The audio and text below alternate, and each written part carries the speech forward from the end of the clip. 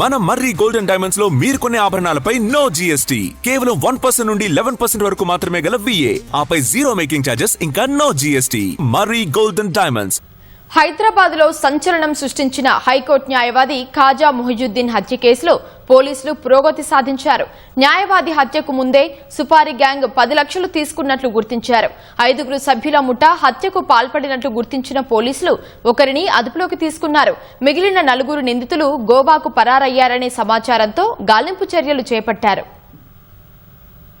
రాష్ట్ర రాజధానిలో సంచలనం రేకెత్తించిన వక్ఫ్ బోర్డు ప్యానెల్ న్యాయవాది మాసబ్ ట్యాంక్ కు చెందిన ఖాజా మొహిజుద్దీన్ హత్య సుపారీ గ్యాంగ్ పనే అని తెలుస్తోంది. 5 సభ్యులున్న ముఠా దారుణానికి తెగబడినట్టు, ఇందుకోసం కిషన్ అనే వ్యక్తి కవాడిగూడకు చెందిన వినయ్ కు 10 లక్షలకు సుపారీ ఇచ్చినట్లు పోలీసులు గుర్తించారు. వీరు కొన్ని నెలల క్రితమే న్యాయవాది హత్యకు పథకరచన చేసినట్లు సమాచారం. న్యాయవాది ఇంటి వద్ద పలుమార్లు రెక్కీ నిర్వహించి విఫలమై ఈ దఫా పక్కా ప్రణాళికతో ముఠా సభ్యులను రంగంలోకి దింపినట్లు గుర్తించారు.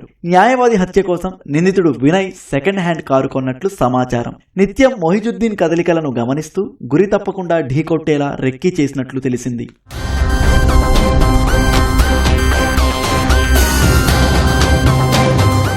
మూడు రోజులుగా శాంతినగర్లోని న్యాయవాది నివాస ప్రాంతంలో నిందితులు కారు పార్కు చేసి రెక్కీ నిర్వహించినట్లు పోలీసులు అంచనాకు వచ్చారు.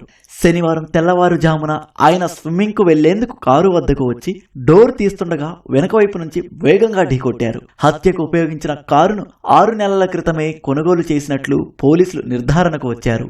నాగర్ కర్నూలు జిల్లా కల్వకుర్తిలో వినయ్ను టాస్క్ ఫోర్స్ పోలీసులు అదుపులోకి తీసుకున్నట్లు తెలిసింది. మిగిలిన మరో 4 నిందితులు గోవా పారిపోయినట్లు సమాచారంతో వారి కోసం పోలీసు బృందాలు అక్కడికి వెళ్లి గాలిస్తున్నాయి.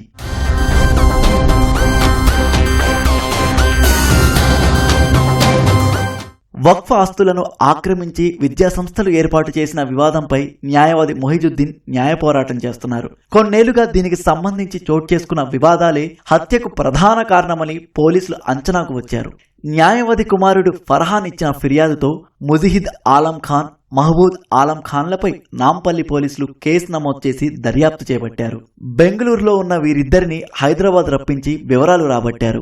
నిందితులకు పోలీసులు రాచమర్యాదలు చేస్తున్నారని న్యాయవాది కుమారుడు ఫర్హాన్, నాంపల్లి ఎమ్మెల్యే మాజిద్ హుస్సేన్లు ఆరోపించారు. నిందితులను వెంటనే అరెస్ట్ చేయాలని డిమాండ్ చేశారు. డీటెయిల్ గా స్టేట్మెంట్ ఇచ్చాను. తర్వాత ఇక్కడ వచ్చి నేను స్టేట్మెంట్ కొరబరేట్ చేశాను.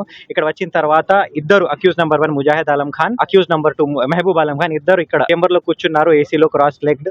నాకు అది అర్థం కాలేదు. అన్వరుల్ వక్ఫ్ ప్రాపర్టీ మల్లపల్లిలో ఉంది, మళ్ళీ ముంతాజ్ వక్ఫ్ ప్రాపర్టీ మలక్పేట్ లో ఉంది, మళ్ళీ ఇంకోటి మదర్సే ఐజా అది కూడా మలక్పేట్ దగ్గర వస్తుంది. మదర్సే ఐజా వక్ఫ్ ప్రాపర్టీ కన్వర్ట్ చేసి వారు గ్రాండ్ ఫాదర్ పేరు మీద ఒక కాలేజ్ కట్టారు, Nawab Shah Alam Khan college of engineering. అది మొత్తం వక్ఫ్ ప్రాపర్టీ మదర్సే ఐజా. ఇది Madarse Aiza Anwarul Mumtaz college, Hyderabad old people, noble people ఇది ఎండ్ అవుట్ చేసి చనిపోయారు. వీళ్ళు పని చేసి ప్రైవేటైజ్ చేస్తున్నారు. దాని గురించి నా ఫాదర్ కొట్లాడుతున్నారు. పని చేయండి, సొసైటీకి యూటిలైజ్ చేయాలి, ప్రైవేట్ గా పర్సనల్ గా యూజ్ చేయొద్దు అని. ముజాహిద్ ఆలం ఖాన్ ఆఫీస్ కి వచ్చారు హిమాయత్ నగర్ లో. 1 అవర్ మాట్లాడి చెప్పారు, నీ నాన్నగారికి చెప్పు, ఆయన వింటలేదు, నీ మాట వింటారు, నువ్వు కొడుకు కదా, నువ్వు చెప్పు, నేను 2 lakhs 1 lakh మంత్లీ ఇన్కమ్ ఇస్తారు, లేదంటే 5 crores 10 crores 1 time సెటిల్ ఇస్తా, వదిలేసి చెప్పు అన్ని విషయాలు, అన్ని లిటిగేషన్, నువ్వు వెళ్ళిపోను, బయట వెళ్ళిపో, నేను చూసుకుంటా, 5 కోట్లు ఇస్తా, నీకు 10 కోట్లు ఇస్తా, దుబాయ్ వెళ్ళిపోను, లేదంటే నేను తర్వాత ఏమైతుంది నాకు తెలియదు, నాకు సంబంధం లేదు అని చెప్పి వెళ్ళిపోయారు. కేసును ప్రతిష్టాత్మకంగా తీసుకున్న పోలీసులు అన్ని కోణాల్లో ఆధారాలు సేకరిస్తున్నారు. ఇప్పటికే నిందితులు ఉపయోగించిన కారును స్వాధీనం చేసుకుని దాని యజమాని కోసం ఆరా తీస్తున్నారు. 6 నెలల క్రితమే విక్రయించిన కారు రిజిస్ట్రేషన్ చేయకపోవడంపై వివరాలు రాబడుతున్నారు.